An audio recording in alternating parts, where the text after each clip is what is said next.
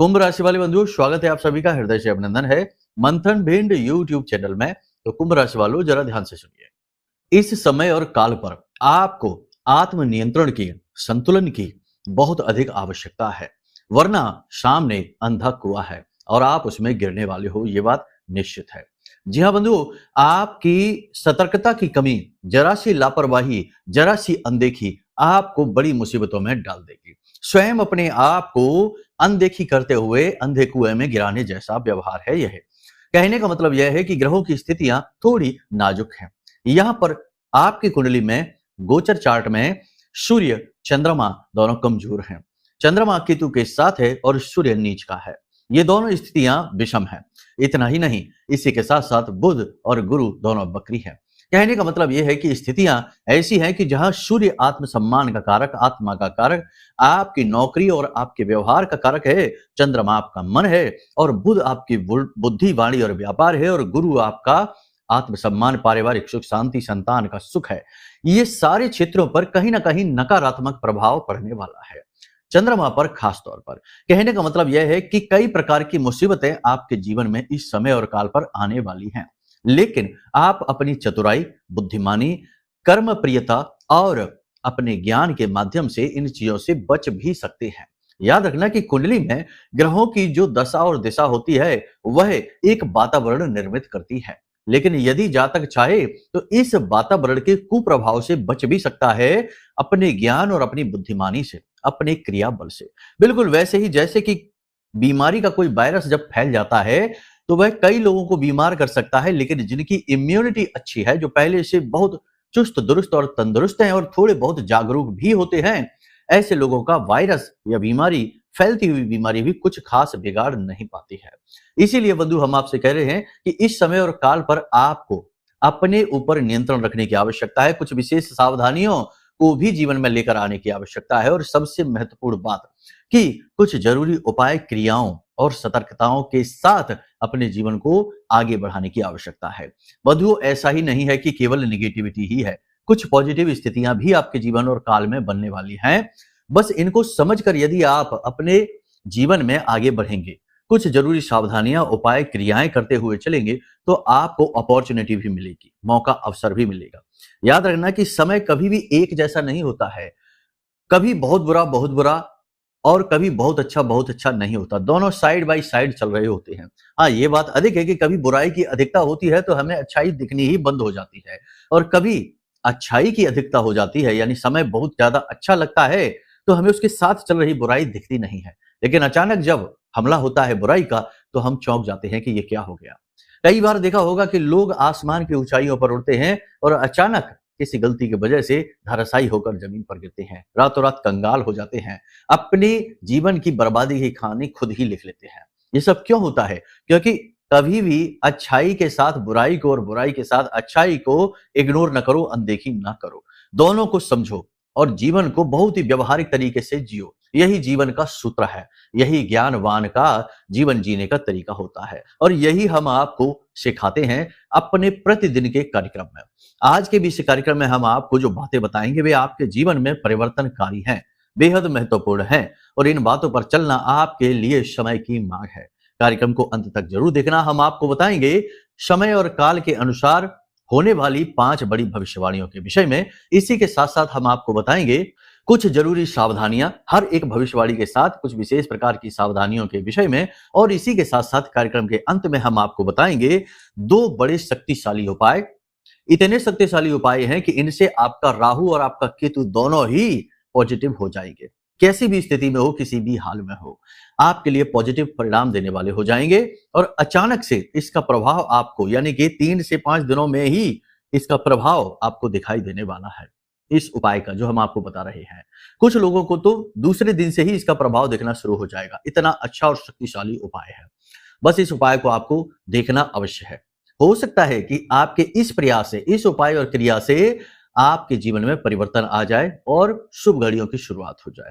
ना जाने कौन से प्रयास, कौन सी क्रिया, कौन से अभ्यास से प्रभु हमसे रीझ जाएं और हमारे दुख दूर हो जाएं। बस प्रयास ही हमारे हाथ में रहता है और उसे नहीं छोड़ना चाहिए। जब तक सांस है तब तक आस है। ठीक है?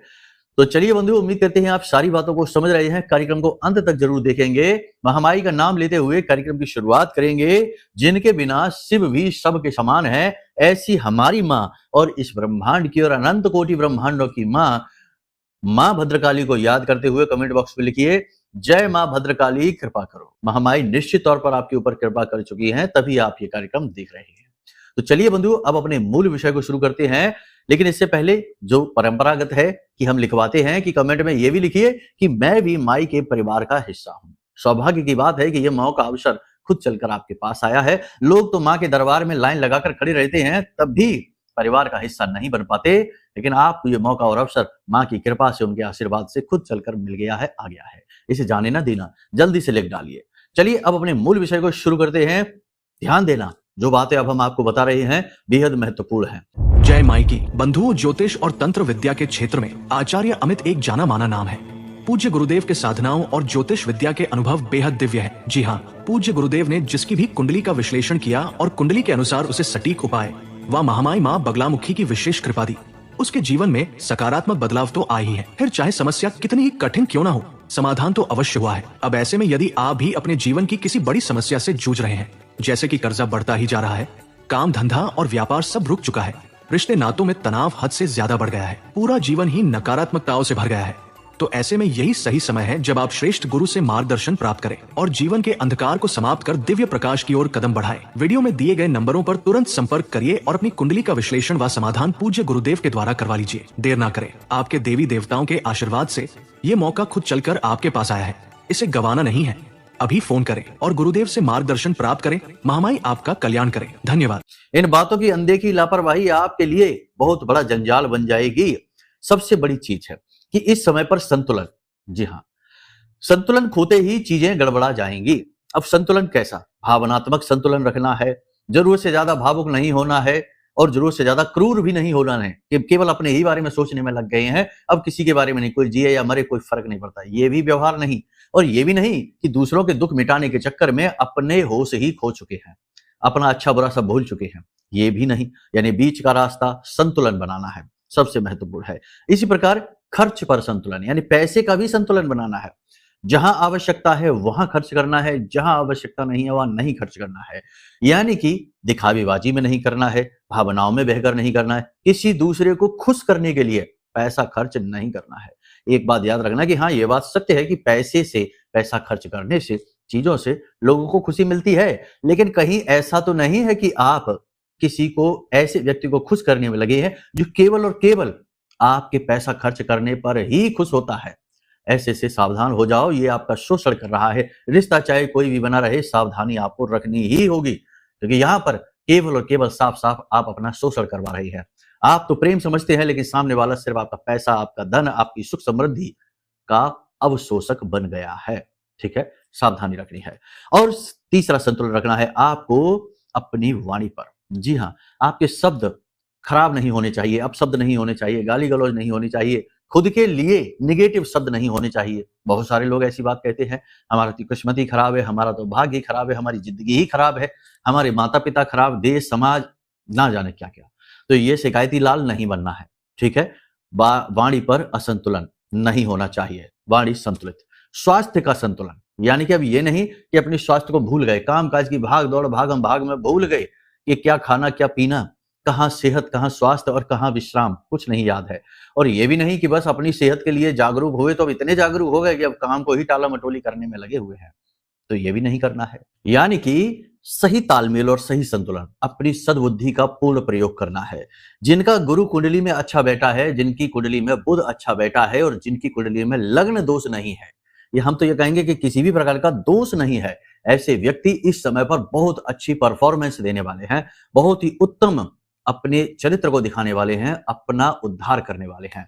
लेकिन जिन लोगों की कुंडली में किसी भी प्रकार का दोष है, चांडाल दोष है, अंगारक है, विष है, शापित है या लग्न है, किसी भी प्रकार का दोष है या गुरु खराब है, नीच के हैं, अस्त हैं, बकरी हैं, तो समझो कि गड़बड़ है। ठीक है, तो कुंडली दिखा लो, बेहतर रहेगा, उससे ज्यादा बेहतर आपके जीवन के बारे में बताया जा सकता है। एक चीज ये है। दूसरी चीज यहां पर यह है कि आपको अति आत्मविश्वास नहीं दिखाना है, अति उत्साह, एक्साइटमेंट, जरूरत से ज्यादा नहीं। ठीक है, चीजें आपके आसपास जीवन में घटित हो रही हैं, किसी प्रकार की कोई घटना आपके साथ घटित हुई, एकदम से ओवर एक्साइटेड नहीं होना, एक्साइटमेंट नहीं दिखाना है, उत्साह सीमित रखिए। पहले चीजों को नापिए तौलिए। कहीं ऐसा तो नहीं है कि कोई आपके साथ गेम खेल रहा है, आपको उलझाने के लिए वो चीजें दिखा रहा है जो आप देखना चाहते हैं, और आप बस उसी दिखावट में उलझ कर रह जाएं और असली बात समझ ही ना पाएं, और बाद में आप फंस जाएं, अपना पैसा लुटा बैठें, अपना समय, अपना ऊर्जा, अपना ज्ञान सब कुछ दे बैठे और बाद में आप कंगाल हो जाएं, नहीं बर्बाद हो जाएं, पैसे आपके अटक जाएं। नहीं, ज्यादा एक्साइटमेंट ठीक नहीं है, खास तौर से पैसे को लेकर एक्साइटमेंट नहीं। गलत योजनाएं बनाकर लोग आपको फंसाने की कोशिश करेंगे, ठीक है, सावधान है। रुके हुए कार्यों में आपकी गति आ जाएगी, काम आपके बनने लगेंगे, ये बात अच्छी है, चलो ठीक है, यहाँ पर आपको लाभ मिलेगा। मेहनत भी तो आप कर रहे हैं, ऐसा नहीं है कि आप हाथ पे हाथ धरे बैठे हैं, आप लगातार प्रयासरत हैं, मेहनती हैं, योग्य हैं, गुणों की कमी नहीं है, बस कुछ खामियां हैं, आप उन पर काम भी कर रहे हैं, ठीक है। लेकिन यहाँ पर आपको लाभ तो मिल रहे हैं, लेकिन सावधानी भी रखनी है, क्योंकि चंद्रमा के साथ केतु है, चंद्र केतु योग अच्छा नहीं होता है, साथ ही राहु की दृष्टि चंद्रमा पर है, तो यहाँ पर चंद्रमा दोहरी मार चंद्रमा के ऊपर पड़ रही है, तो यहाँ पे आपको मन में नकारात्मकता आ सकती है, किसी प्रकार का निगेटिविटी बहुत ज्यादा घर कर सकती है, भविष्य को लेकर डर रह सकता है, अपने लिए इनसिक्योरिटी की भावना उत्पन्न हो सकती है, चिंता बढ़ सकती है, रात को नींद लेने में दिक्कत हो सकती है, कफ से जुड़े रोग परेशान कर सकते हैं, सर्दी बहुत ज्यादा बढ़ सकती है, आपको रोग सर्दी से जुड़े हुए या यूरिन से जुड़े हुए रोग या कफ से और वात से जुड़े हुए रोग परेशान कर सकते हैं, तो आपको थोड़ा सा यहाँ पर सावधान रहना है। सबसे बड़ा प्रभाव आपके मन पर पड़ने वाला है, अंदर ही अंदर आप कुढ़ेंगे, अंदर ही अंदर आप दुखी रहेंगे, अंदर ही अंदर आपके द्वंद्व चलेगा, संघर्ष चलेगा, बाहर आप भले ही दिखाएंगे नहीं, आप दिखाते नहीं, अपनी दुख तकलीफ यूं ही किसी को उजागर नहीं कर देते हैं, ये बात आपके स्वभाव में शामिल है, लेकिन अंदर ही अंदर आपके घमासान चलेगा, ठीक है।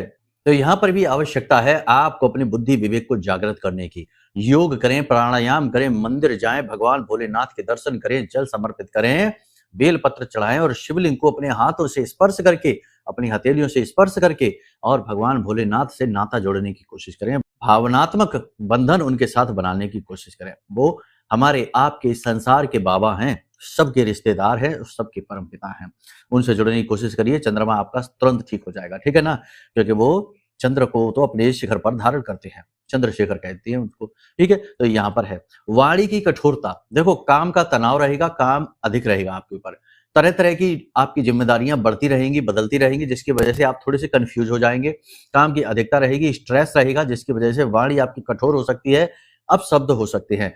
कभी कभी ऐसा होगा कि किसी व्यक्ति की असलियत आपके सामने आ जाएगी, जिसको देखकर भी आप क्रोधित हो जाएंगे, उसके असली रूप को देखकर आप क्रोधित होंगे, क्योंकि वह धोखेबाज है, दगाबाज है, उसने आपका दुरुपयोग किया है, आपकी भावनाओं का दुरुपयोग किया है, तो ऐसे व्यक्ति से आप चिढ़ जाएंगे, तो आप कठोर शब्दों का प्रयोग कर सकते हैं। और कभी ऐसा भी होगा कि आपका खुद का स्वास्थ्य ठीक नहीं है, आपका खुद का मन ठीक नहीं है, मन दुखी है, किसी बात को लेकर उलझनों को, परेशानियों से जूझते जूझते आप थक गए हैं, इस वजह से भी आप क्रोधित हो जाएंगे, चिढ़ जाएंगे, तो वाणी आपकी कठोर हो जाएगी, अपशब्दों का प्रयोग आप करेंगे, नकारात्मक शब्दों का भी आप प्रयोग कर सकते हैं, तो थोड़ा यहाँ पर आपको सबर कर चलना है। मन में किसी प्रकार का संशय, अपनी किसी योजना के असफल होने का डर और भविष्य में किसी गलत अनहोनी का, यानी कोई ऐसी घटना जो ठीक नहीं है उसके होने का डर, भय आपको सता सकता है।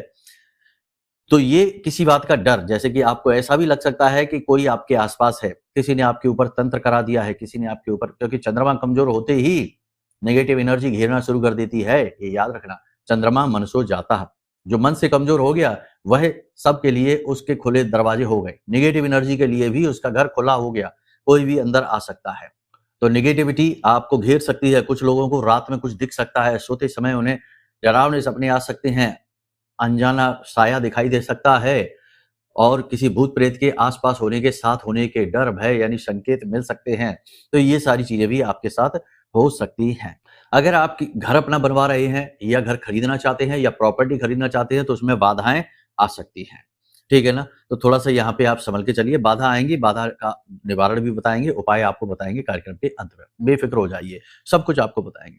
बिना मतलब में अकारण ही लोग आपके पीछे पड़ेंगे, आपको उकसाएंगे, आपसे शत्रुता करेंगे, जलेंगे और आपके खिलाफ अनाप शनाप बातें करेंगे, उल्टी सीधी बातें करेंगे, जो आप हैं नहीं, जैसा आपने किया भी नहीं, किसी के साथ अच्छा भी किया होगा तब भी लोग आपके खिलाफ उल्टी सीधी बातें बोलेंगे। ये सुनकर आपको अच्छा नहीं लगेगा, आश्चर्य होगा कि ऐसा क्या है, लेकिन तब भी ऐसा व्यवहार आपको देखने को मिलेगा, यानी सरप्राइजिंग नेचर लोगों का देखने को मिलेगा। अपने ही परिवार में आपको उठाकर एक तरफ रख दिया गया है, ऐसा आपको महसूस होगा, यानी कि अपनों के द्वारा ही आपको इग्नोर किया जाएगा।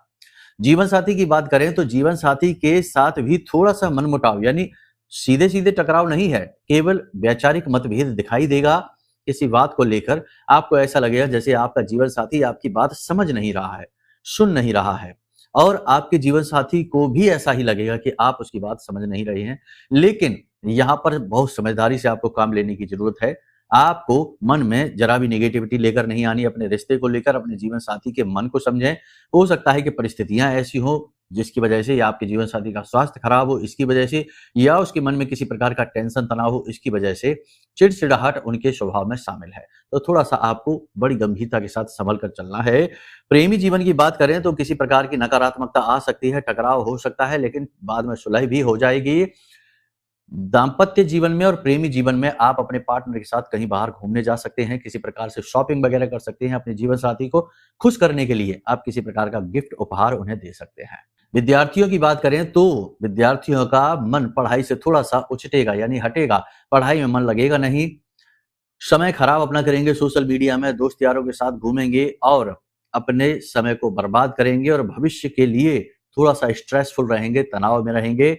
और कुछ विद्यार्थी ऐसे हैं जो कि कला के प्रति भी रुझान अपना बढ़ाएँगे, यानी कि जो आर्टिस्टिक एक्टिविटी है उनकी ओर भी झुकेंगे।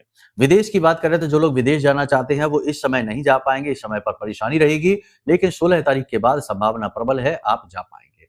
जो विदेश से एक्सपोर्ट इम्पोर्ट का काम करते हैं, उनका काम ठीक-ठाक चलेगा, थोड़ी बहुत परेशानियाँ अवश्य रहेंगी लेकिन काम चलेगा। लेकिन जो लोग विदेश में नौकरी कर रहे हैं उनके लिए परिस्थिति और कठिन होती चली जाएगी। कार्यस्थल पर वातावरण पूर्ण रूप से नेगेटिव होता चला जाएगा और लाख प्रयास करने पर भी उच्च अधिकारी आपकी बात समझने को तैयार नहीं होंगे।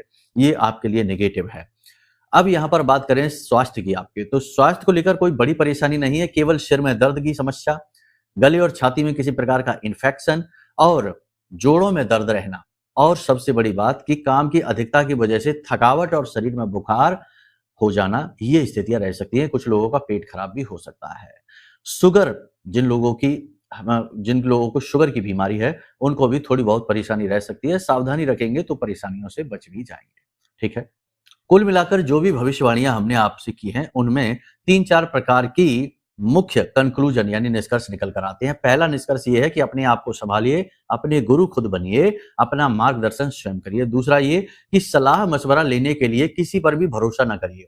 ले सकते हो, सलाह ले सकते हो, लेकिन अंतिम निर्णय अपनी बुद्धि से, अपने विवेक से लीजिए और अपनी परिस्थितियों को देखते हुए लीजिए। तीसरा निर्णय कि किसी पर भी भरोसा ना करिए, खास तौर से पैसे रुपए को लेकर। और चौथा ये कि अपनी सेहत का विशेष ख्याल रखो। थोड़ी बहुत परेशानी सेहत को लेकर हो सकती है, अचानक यात्राएं हो सकती हैं जिसकी वजह से भी आपको परेशानी हो सकती है। योग, प्राणायाम और अध्यात्म आपको अपने जीवन में लेकर आना होगा। थोड़ी बहुत कसरत, थोड़ा बहुत शारीरिक अभ्यास आपको करना होगा, इससे आपको बहुत लाभ मिलेंगे। अब हम आपको बताते हैं कुछ जरूरी उपाय और क्रियाओं के विषय में जो इस समय और काल पर करना आपके लिए अनिवार्य है। तो सबसे बड़ी बात है, उपायों में 3 तरीके की क्रियाएं आपको हम बताते हैं। एक भौतिक क्रिया रहेगी और 2 क्रियाएं मानसिक रहेंगी। सबसे पहली क्रिया आपको यह करनी है कि ध्यान का अभ्यास करना है। कुछ लोग कहते हैं कि गुरुजी हमें ध्यान नहीं होता, हम क्या करें? आंख बंद करके बैठ जाइए, सुखासन में बैठ जाइए और शरीर को बिल्कुल स्थिर कर लीजिए, बिल्कुल हिलाना डुलाना नहीं है। और मन में जो विचार आए उन्हें आने देना है। कुछ समय के बाद आपको ये सोचना है कि आप अभी ध्यान कर रहे हैं, जो भी विचार आ रहे हैं जब वहां जाएंगे तब देखेंगे। दुकान से जुड़ा विचार है, दुकान पे जाएंगे तब देखेंगे। इस तरह से विचारों को आपको कैंसिल करते जाना है। थोड़ी देर के बाद, कुछ समय के बाद विचार कम हो जाएंगे आने और आप खाली होते चले जाएंगे। तो इससे आपको बहुत मानसिक बल मिलेगा, आपका ऑरा पॉजिटिव हो जाएगा और आप खुद अपने आसपास अपना सुरक्षा घेरा बनाने में मजबूत हो जाएंगे, काबिल हो जाएंगे इसके। ठीक है, तो अपनी पॉजिटिव एनर्जी को आप बढ़ा पाएंगे ध्यान के माध्यम से। जो लोग बहुत पूजा पाठ अनुष्ठान करते हैं उन्हें भी ध्यान करने की बहुत ज्यादा आवश्यकता होती है। कई बार हमने ये देखा है कि बहुत सारे लोग बहुत पूजा करते हैं, मंत्र जाप करते हैं, चालीसा पढ़ते हैं, कवच पढ़ते हैं, लेकिन बहुत ज्यादा व्याकुल रहते हैं, व्यथित रहते हैं। तो वो समझ नहीं पाते कि ऐसा क्यों है। तो एनर्जी जो आ रही है आपके कर्म से, आपके पूजा पाठ के कर्म से उस एनर्जी को आप अपने शरीर में सेटल नहीं कर पा रहे, स्थिर नहीं कर पा रहे हैं, व्यवस्थित नहीं कर पा रहे हैं, जिससे वह एनर्जी आपके व्यवहार को खराब कर रही है, आपके जीवन को खराब कर रही है। इसीलिए आपने देखा होगा कि जो लोग बहुत पूजा पाठ करते हैं, वे लोग बहुत ज्यादा दुखी भी रहते हैं। ना तो पैसे को संभाल पाते हैं, ना रिश्तों को संभाल पाते हैं और ना ही अपने स्वास्थ्य को संभाल पाते हैं। क्योंकि जो एनर्जी हमारे शरीर में है, उसी को संभालने के लिए हमें बहुत बुद्धिमानी की आवश्यकता है, बहुत संतुलन की आवश्यकता है। और आपने जो पूजा पाठ अनुष्ठान की, उससे तो जो एनर्जी और ज्यादा जागृत हुई, उससे आप कैसे संभालेंगे? संभाल ही नहीं सकते हैं, इसीलिए और ज्यादा डिस्टर्ब हो जाएंगे आप, डिस्टॉर्शन हो जाएगा आपकी एनर्जी का। तो आप उसे कैसे संभालेंगे? ध्यान के माध्यम से। आपने देखा होगा पुराने जमाने के ऋषि मुनि हैं, अलग अलग पोजों में दिखाई देते थे। कोई माला जपते दिख रहे हैं, वही ऋषि कभी कभी आंख मूंदे ऐसे बिल्कुल ध्यान मुद्रा में बैठे दिखाई दे रहे हैं। तो जब आप ध्यान का अभ्यास करते हैं तो आपकी पूजा पाठ की एनर्जी जो है ना, वह संतुलित होनी शुरू हो जाती है। आप उसको उपयोग करने की क्षमता हासिल करते हैं। ठीक है, तो ध्यान का अभ्यास बेहद जरूरी है, आपको वो करना है। दूसरा, अपनी माता को किसी प्रकार का उपहार देना है और माँ के समान जितनी भी महिलाएं हैं, उनके पैर छूने हैं, उनसे आशीर्वाद लेने हैं। 2 कार्य हो गए। तीसरा कार्य आपको ये करना है कि चांदी की डिब्बी लेनी है, छोटी-छोटी। चांदी की 2 डिब्बियां लेनी है और दोनों डिब्बियों में आपको शहद भरना है, थोड़ी-सी केसर डालनी है और इन डिब्बियों में से एक डिब्बी को ले जाकर आपको वीरान स्थान में या शमशान में, कहीं पर भी किसी ऐसी जगह पर जहां कम लोग आते जाते हैं, एक गड्ढा खोदना है और गड्ढा लकड़ी से खोदना है, ठीक है? धातु की किसी औजार से नहीं, लकड़ी से छोटा सा गड्ढा खोदिए और उसमें उस डिब्बी को दबा दीजिए और उसके बाद एक डिब्बी को आप अपने पास रखना शुरू कर दीजिए। इससे आपका केतु और राहु दोनों अनुकूल हो जाएंगे, चाहे कितना ही बुरा क्यों ना हो, ठीक है? अनुकूल हो जाएंगे। तो ये क्रिया आपको करनी है। इसी के साथ साथ आपको बहते हुए जल को देखना है। अक्सर आपने ये देखा होगा कि जो ऋषि मुनियों के पुराने जमाने में आश्रम हुआ करते थे, शास्त्रों को भी आप उठाकर देखिए, जितने ऋषि मुनि होते थे, उनके जो आश्रम हुआ करते थे, वो हमेशा नदियों के किनारे हुआ करते थे। उसके भौतिक कारण भी बहुत सारे हैं कि जल की सुविधा हो जाती थी, ये है वो है। लेकिन एक कारण ये भी था कि जल जो होता है ना, बहता हुआ जल, वह हमारे मन को पवित्र करने का कार्य करता है। वहां पर ऊर्जा का प्रवाह बहुत तेज होता है। आपका मन चाहे कितना ही दुखी हो, कितना ही परेशान क्यों ना हो, लेकिन अगर आपके आसपास बहता हुआ जल है, यानी नदी है, झरना है, तो आप वहां जाकर थोड़ी देर के लिए बैठ जाइए और उसे बस आप देखते रहिए, ठंडे मन के साथ, बिना कुछ सोचे विचारे। आप एकदम ध्यान में खो जाएंगे, मगन हो जाएंगे, इस संसार की व्याकुलता से दूर हो जाएंगे, आपका मन शांत हो जाएगा। यही क्रिया आपको करनी है। जिन्होंने नहीं की है, एक बार हमारे कहने से करके देखो, प्रमाण खुद आपको मिल जाएगा, ठीक है? तो इस क्रिया को करनी है। कुछ लोग कहेंगे हमारे आसपास तो नदी ही नहीं है, हम क्या करें? तो आप मोबाइल में कोई ऐसा दृश्य निकालिए जिसमें नदी बहने का सीन हो, प्राकृतिक दृश्य हो। आप पूरे भाव के साथ बस उसे देखते रहिए, बिना कुछ सोचे विचारे। कुछ देर में आप पाएंगे कि आपका मन बिल्कुल शांत हो गया है। बिल्कुल ही आपके मन में किसी प्रकार की कोई टेंशन, कोई तनाव नहीं है और कोई कंफ्यूजन भी नहीं है। डिसीजन मेकिंग कैपेसिटी बढ़ गई है। ये सारे प्रयोग चंद्रमा को, राहु और केतु को अनुकूल करने के हैं। इन्हें करके देखिए। अब जो हमने आपको चीजें बताई हैं, वो आपके गोचर चार्ट के अनुसार हैं। हो सकता है कि आपकी जन्म पत्री में स्थिति एकदम इसके उलट हो, क्योंकि जन्म पत्री में कई बार ऐसे दोष आ जाते हैं जो जीवन में कई प्रकार की बाधाओं के, कष्ट के कारक बनते हैं। उन दोषों को निवारण करना बहुत आवश्यक है, वरना जीवन दुख की कहानी बनकर रह जाता है। अगर आपने कामयाबी हासिल कर भी ली तो वह ज्यादा देर टिकेगी नहीं आपके पास और पूरी दुनिया आपकी शत्रु बन जाएगी, यहां तक कि आप स्वयं भी अपने शत्रु बन जाएंगे। मतलब कि आपके लिए गए फैसले आपको ही बर्बाद करेंगे, मिटाएंगे। तो सबसे महत्वपूर्ण बात यह है कि सबसे पहले आपको अपनी कुंडली का आकलन कराना है। कुंडली में जो भी दोष हैं, जो भी कुंडली में पाप ग्रह योग हैं, उन्हें जानकर उनके सटीक उपाय करने हैं और जैसे ही आप ये करेंगे तो 10 से 12 दिनों में आप अपने जीवन में परिवर्तन महसूस करेंगे। लेकिन इन सबसे बड़ी बात कि कभी-कभी लंबे समय तक कुंडली के दोष रहने से जीवन में भयंकर नेगेटिव एनर्जी आ जाती है। फिर ना तो कोई उपाय, ना कोई क्रिया, ना पूजा पाठ फलित होते हैं। तो उस नेगेटिव एनर्जी को तुरंत हटाने के लिए ब्रह्मास्त्र विद्या मां बगलामुखी का यह सिद्ध रक्षा कवच है। हमने आपके लिए ही इसे जागृत किया है। महामाई मां बगलामुखी के विशेष मंत्रों से यह जागृत है, अभिमंत्रित है, बहुत शक्तिशाली है। जिसने भी इसे मंगाया है उसके चेहरे पर मुस्कुराहट आई है 100%। हजारों उदाहरण हैं हमारे पास। तो आप इसे मंगा सकते हैं। जैसे ही आपके घर पहुंचेगा, आपके घर का वातावरण बदलेगा, आपके जीवन का वातावरण बदलेगा, आपके सोच विचार बदल जाएंगे, क्योंकि नेगेटिव एनर्जी तुरंत भागेगी छोड़कर आपको, तो आप तुरंत बदल जाएंगे। ठीक है, तो इसे मंगा लीजिए, कुंडली का आकलन करा लीजिए। एक तरफ तो कुंडली के दोष दूर हो गए, दूसरी तरफ जीवन की नेगेटिविटी जो घनित हो गई आपके आसपास वह हट गई। अब बताइए क्यों नहीं आपके जीवन में खुशियां आएंगी, क्यों नहीं आपकी मेहनत का फल मिलेगा, क्यों नहीं दुखों से मुक्ति मिलेगी। यही तो मार्ग है, और कौन सा तरीका है। हमारे ऋषि मुनियों ने अपने तपोबल से, अपनी मेहनत से, अपने ज्ञान के बल से हमको ये सारी चीजें इसीलिए तो दी हैं ताकि हम उनका उपयोग करके अपने प्रारब्ध को काट सकें, अपने कर्म के बंधनों को काट सकें और दुखों से मुक्त हो सकें। यही एकमात्र मार्ग है। तो उम्मीद करते हैं आप सारी बातें समझ रहे हैं। अब सोच विचार करके निर्णय लीजिए और अपने जीवन को बदलने के लिए आगे आइए। आप ही करेंगे, आपके ही कर्म आपके जीवन को बनाएंगे और उसे बिगाड़ेंगे, दोनों ही। तो चलिए बंधु, कार्यक्रम को यही विराम देते हैं। महामाई पर अपनी आस्था और विश्वास बनाकर रखिए। प्रेम से बोलिए जय माई की, जय मां बगलामुखी। हमारे प्रिय और परम पूज्य आचार्य जी ने अपनी साधनाओं के अनुभवों पर आधारित शक्तिशाली उपाय और क्रियाओं के माध्यम से हजारों लोगों के जीवन को पूरी तरह से बदला है। आचार्य जी के द्वारा बताया गया हर एक उपाय इतना सटीक और कारगर होता है कि जो भी इसे पूरे भाव के साथ कर लेता है उसे साक्षात महामाई की कृपा और आशीर्वाद प्राप्त हो जाती है। इसलिए निसंकोच इन उपायों को पूरे भाव के साथ करिए, आपका कल्याण होगा। जय माई की।